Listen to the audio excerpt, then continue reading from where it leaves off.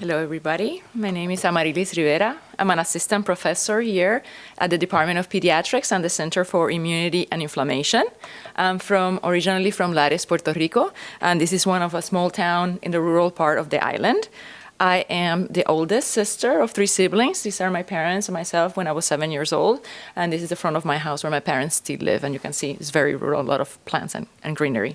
I did all my education in the public school system of the rural part of Puerto Rico until the very last year of my high school, where I was accepted to a CROEM. And this is the top-ranking public school in Puerto Rico, who gathers students from all over the island, and we applied it as a competitive process. And I was able to finish my high school, last year of high school there. And this is me getting a medal for English out of all things. Hard to tell, but I got the English medal from there. And from CROEM, it prepared me tremendously to go to college. I went to the University of Puerto Rico, Mayagüez campus, where I attained a bachelor in science in the industrial microbiology. It was there where I first was exposed to research, and I was one of their inaugural students in the program called Minority Access to Research Career, which is an NIH-sponsored program to promote representation of minorities in the sciences. And through those experiences, I was able to prepare myself for applying for graduate school. And I was accepted to a PhD program in our sister school, Robert Wood Johnson Medical School, formerly known UMDNJ at the time. And I was there for a while, and I did my PhD with Dr. Jakob Rahn. I was in the Department of Microbiology, Molecular Genetics, and Immunology, and my PhD was done in immunology. From there, I went on to do a postdoctoral research and I was 7 years at Memorial Sloan Kettering Cancer Center, where I did research under the guidance of Dr. Eric Paymer, who's a physician scientist and has done great work in promoting their understanding of host immunity to a diversity of infections. I am also a wife and mother. This is my husband, Michael, my 2 children, Samuel and David. They're 14 and 11. And I actually met Michael at one of the LSMA activities, Salsa Bash, a while ago. So brought me back memories that you guys were talking about. Great activities.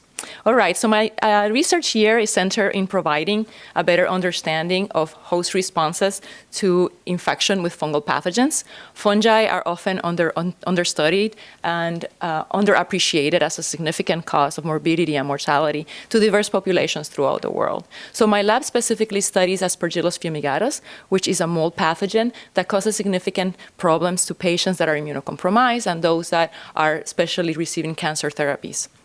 And what we have uncovered using mouse models of disease is that innate cells, monocytes, and neutrophils are essential mediators of antifungal activity. We've uncovered that they communicate with each other and are required to provide signals to each other to provide optimal antifungal defense. We have also employed a systems approach to identify type 1 and type 3 interferons as important cytokines that activate the antifungal activity of these cells. We're very excited about these findings as we think that these cytokines represent potential new therapeutics to treat patients with cytokines to help boost their antifungal activity.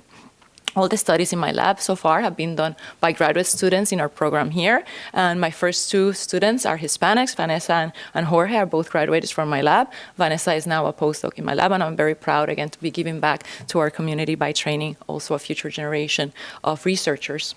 My career, as I alluded to, has been tremendously supported by special programs from the NIH to promote research and diversity in our pipeline of researchers. And I mentioned to you I was a MARC recipient. I received multiple fellowships and postdoctoral awards, as well as faculty development awards that have sponsored my career through this time. And right now, my lab is also sponsored by an R01 grant. I am also the recipient of a Boros Wellcome Fund Award, and I'm the first Puerto Rican woman to be honored with the Investigators in the Pathogenesis of Infectious Disease Award. I was chosen for that in 2016.